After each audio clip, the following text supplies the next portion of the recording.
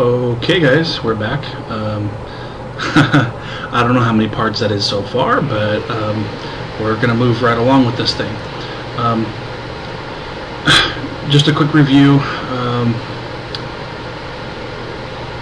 From this view, the signature looks okay. Looks okay. I mean, when we back out of here, over here to your left is a legitimate, verified document from Harry Truman, and over here is an unverified, supposedly top secret document. And look at that.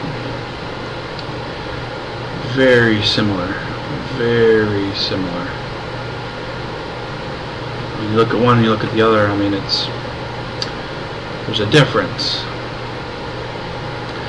But same basic shape anyways, which is if you were going to forge it, it would be what you were looking for. So anyhow, I almost need some more working space here to get rid of that stuff. Okay. So with this document, we're going to zoom in enough to where it looks natural. See, that's too blown up, and this is probably the best. You'll notice that on this legitimate document, the White House, Washington, is to the left, and this one is to the right, or I mean centered, which Truman did use some legitimate letterhead that was in the middle. Just because it is in the middle does not discredit the document.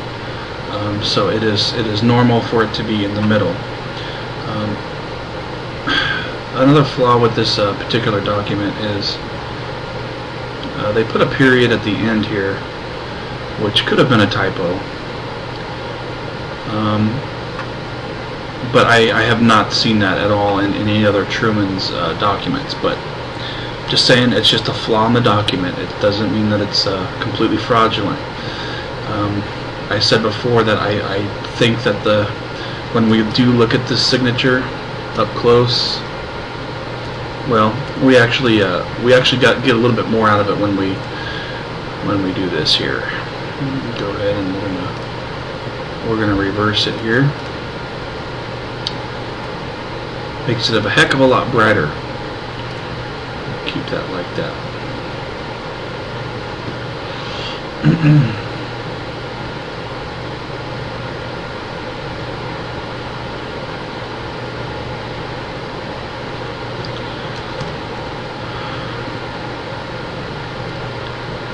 And then here, when we zoom in, we can see all the little blotches and all that sort of thing. Do I think Truman would have used an auto pen for this? No. Once again, no, I don't think so. This is someone that could change the world. He's not going to have anybody else do it for him.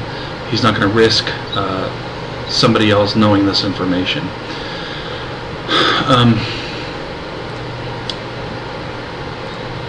Let's go ahead and reverse this one. It's the first time I'm actually doing it on the legitimate one.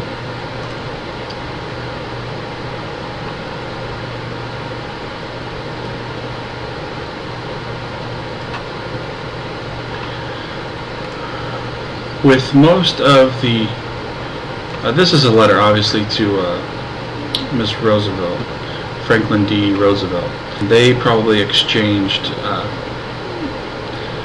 I know, over 100 letters. I mean, they were busy with each other, seems like. And he, in all of his, in most of everything that he's signed, he will put something here at the bottom, sincerely, or whatever. In this document, it's blank. He just signs it. There's nothing else to it. Could be a reason for that. I'm not sure. Another thing, this was, look, September 29th, 1947. Okay? What is this? September 24th, 1947. I'm not an expert as far as the types of typewriters that were used, I mean, sure, I could look it up and say, oh, okay, it's this typewriter, but that really means nothing to me. I wouldn't know the difference. But what I can do is take the real one and compare it to the maybe fraudulent, maybe real one.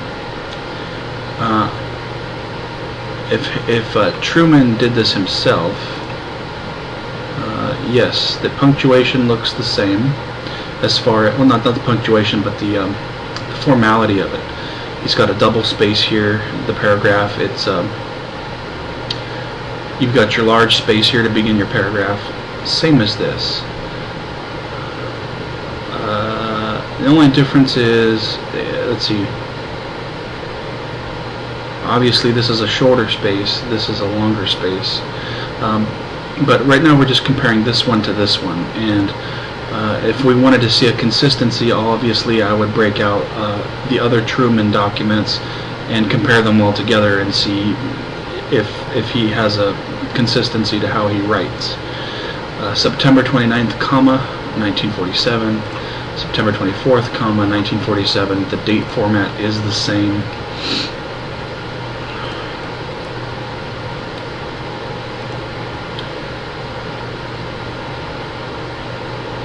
I'm looking at the punctuation. After, let's see, Dear Secretary Forrestal, okay, My Dear Miss Roosevelt, and the punctuation at the end there. I should have got enough time. The Dear Secretary Forrestal looks like the right wording that he would use for this particular thing. The memorandum for the Secretary of Defense line looks like looks obviously different, and I mean it's all in caps. May almost look like a different font for this. I could be wrong. At this point, I'm going to zoom in just a little bit, and we're going to look for similarities in the typewriter.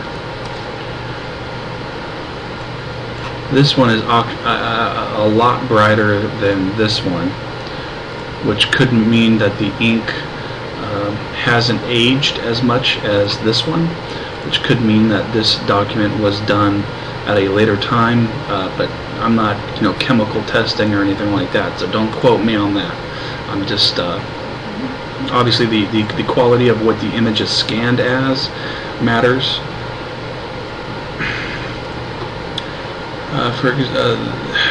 You see, it's hard. Like this S here. It's a capital S and it has a space, and so here you could try and find a capital S, which doesn't look like you're going to find one other than the September. The September up here. See, this S looks different than this S. Secretary of Defense, September 24th. It looks like a different font.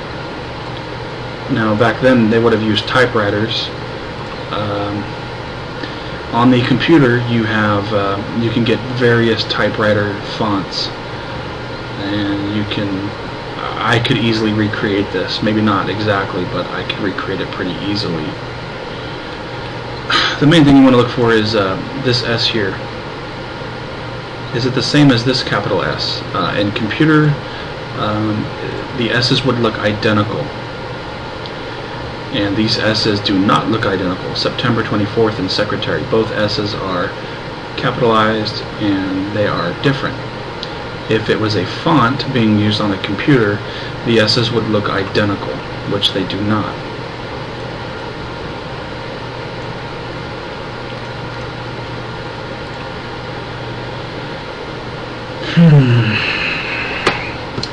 Very, very time consuming, guys.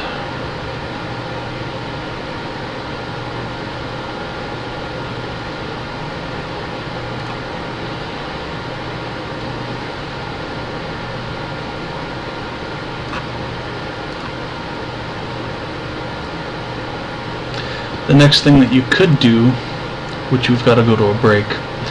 Next thing that you could do is you would read this as a whole document, and read his other documents and see if the wording sounds the same? Does it sound like the same person is writing the document? We're going to go ahead and stop right there, guys. We'll be right back.